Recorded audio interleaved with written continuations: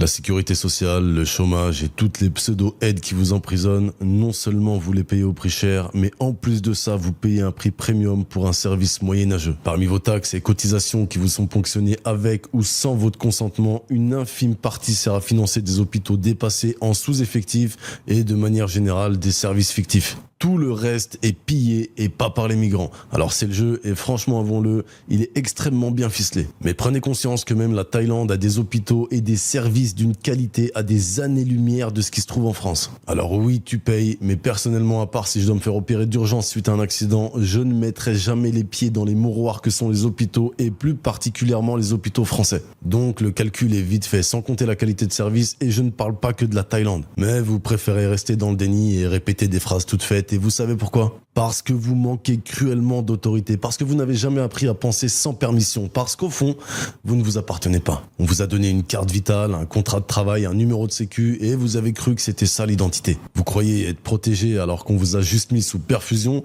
Ils ont remplacé la liberté par la dépendance et la dignité par la peur de perdre des miettes. Mais certains refusent l'aumône et ne quémandent rien. Ils se soignent différemment, ils investissent autrement, et surtout, ils ne demandent pas la permission d'exister. Ces gens-là n'ont ni maître, ni badge, ni formulaire. Ils avancent dans l'ombre, en meute qui grandit de jour en jour, et ils sont dans Syndicate. Le lien est dans ma bio.